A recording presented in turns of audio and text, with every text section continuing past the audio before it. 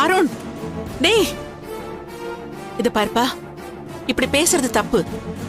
உனக்கும் கல்பனாவுக்கும் கல்யாணம் பண்ணணும்னு நாங்க ரொம்ப நாளா பேசிட்டு இருக்கோம். நீ ஏதோ குழப்பத்துல இருக்கிறதால நீ இதுக்கு சம்மதிக்க மாட்டேங்கிற. ஆனா இன்னைக்கு இல்லைனாலும் என்னைக்காவது ஒரு நாள் அது நடந்துதான் ஆகும். மா, நடக்காதுமா, அது நடக்கவே நடக்காது.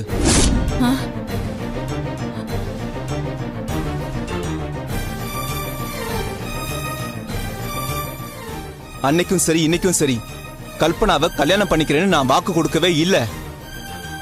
எவ்வளவு நாள் ஆனாலும் அந்த முடிவு மாறவே மாறாது. இந்த விஷயத்துல மட்டும் ஏன்டா இவ்வளவு பிடிவாதமா இருக்க?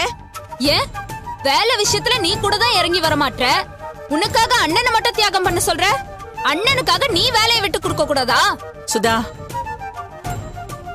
பெரியவங்க நாங்க பேசிட்டு இருக்கோம்ல, நீ தலையிடாத, பேசாம இரு. டேய், நீ என்ன பத்தி கவலைப்பட வேண்டாம். எனக்காக தியாகம் எல்லாம் பண்ண வேண்டாம். அம்மா இந்த கல்யாணத்துக்கு உத்தரவாதம் கொடுத்துதா கல்பனாவை இங்க கூட்டிட்டு வந்திருக்காங்க. என் வேலைக்காக இல்லனாலும் அம்மாவுடைய வார்த்தைக்காக நீ இதுக்கு சம்மதிக்கலாம்ல? அம்மாக்காக இது கூட செய்ய மாட்டியா? இங்க பாரு வித்யா, இந்த மாதிரி சென்டிமெண்டலா பேசலாம் என்னால என் முடிவை மாத்திக்க முடியாது. அம்மா மேல எனக்கு நிறைய பாசம் இருக்கு, மரியாதை இருக்கு. ஆனா அதுக்காக அவங்க வாக்கு கொடுத்தாங்கன்றதுக்காகலாம் எனக்கு விருப்பம் இல்லாத விஷயத்தெல்லாம் என்னால செய்ய முடியாது. என் வாழ்க்கைன்றது நான் முடிவு பண்ண வேண்டிய விஷயம். உன் வேலைக்காகவோ அம்மா கொடுத்த உத்தரவாதத்துக்காகலாம் பிடிக்காத கல்யாணத்தை பண்ணிக்கோன்னு சொல்றதெல்லாம் நியாயமே இல்ல வித்யா.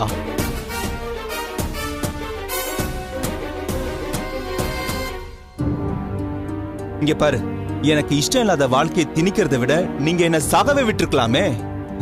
இவ்வளவு கஷ்டப்பட்டு என்ன எதுக்காக காப்பாத்துறீங்க? அருண், அம்மா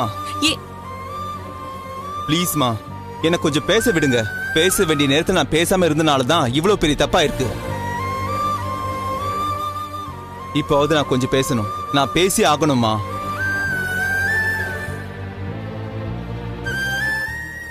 வித்யா, உன் வாழ்க்கையில என்ன நடந்துச்சுன்னு உனக்கு ஞாபகம் இருக்கா? உனக்கு பிடிக்காத கல்யாணத்தை பண்ணி வச்சு உன் வாழ்க்கையை அழிச்சிட்டாங்கன்னு நீ அம்மா அப்பா மேல கோவப்பட்டிருக்கல்ல. பிடிக்காத வாழ்க்கை எவ்வளவு பெரிய நரகம்னு உனக்கு நல்லா தெரியும்ல. அதே நரகத்தை நீ எனக்கு கொடுக்கணும்னு நினைக்கிறியே, இது உனக்கு தப்பா தெரியல? உனக்கு ஒரு நியாயம், எனக்கு ஒரு நியாயமா? டேய், எனக்கு நடந்த விஷயமே வேற. அப்ப அந்த குடும்பத்தை பத்தி நம்ம யாருக்குமே எதுவும் தெரியாது. அத விசாரிக்காம போனதுனாலதான் என் வாழ்க்கையே நாசமாச்சு. ஆனா இப்ப கல்பனாவை பத்தி நம்ம எல்லாருக்குமே தெரியும். இவன் நம்ம குடும்பத்துக்கு சரியா வருவான்னு நம்பிதான் நாங்க இத பத்தி பேசிட்டு இருக்கோம். வித்யா, தெரிஞ்ச பொண்ணுங்கிறதால மட்டும் எனக்கு பிடிக்கணும்னு அவசியம் கிடையாது. அருண், இப்படி மாறி மாறி வாக்குவாதம் பண்றதுல அர்த்தம் இல்ல. முடிவா நீ என்ன சொல்ற? நான் ஏற்கனவே சொன்னதாமா, எனக்கு கல்யாணமே வேணாம். வித்யாவோட கல்யாணத்தை பத்தி மட்டும் பேசுங்க. டேய், உன் கல்யாணம் நடந்ததாண்டா எனக்கு ஒரு வழி பிறக்கும். ரஞ்சிதாவை மறக்க முடியாமதான் நீ இப்படி எல்லாம் சொல்லிட்டு தெரியற. அவ விஷம் கொடுத்து உன்னை கொல்ல பார்த்தாடா. என்னமோ அவளே நினைச்சிட்டு கல்யாணம் வேணான்னு சொல்றது முட்டாள்தனம். வித்யா, நீ எத்தனை தடவை சொன்னாலும் சரி, போய் உண்மையாயிடாது. ரஞ்சிதா அருணை கொல்ல பார்த்தான்றத நாங்க யாருமே நம்ப மாட்டோம். அருணும் அதை நம்ப மாட்டான்.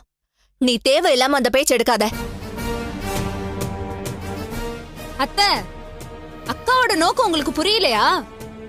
அவ மேல கம்ப்ளைண்ட் கொடுத்து லாக்அப்ல வச்சும் கூட அக்காவோட வெஞ்சம் இன்னும் அடங்கல.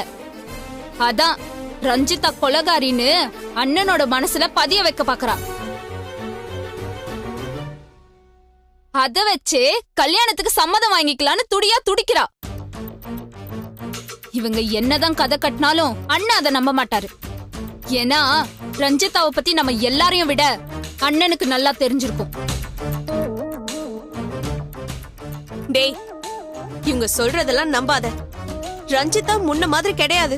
அவ இப்ப மாறிட்டா. நீ அவளை விட்டு விலகி போறத அவளால ஏத்துக்க முடியல. அதனாலதான் உன்னை கொல்ற அளவுக்கு துணிஞ்சிட்டாடா. அவ உனக்கு வேணாண்டா. அவளை மொத்தமா தொலைச்சு தலை முழுகிட்டு கல்பனாவை கல்யாணம் பண்ணிக்கோ. அப்பதான் நம்ம குடும்பத்துல இருக்க எல்லா பிரச்சனைக்கும் தீர்வு வரும். இப்பவும் அந்த கொலகாரி பின்னாடி சுத்திட்டு இருந்த நம்ம குடும்பத்தை யாராலையுமே காப்பாத்த முடியாது.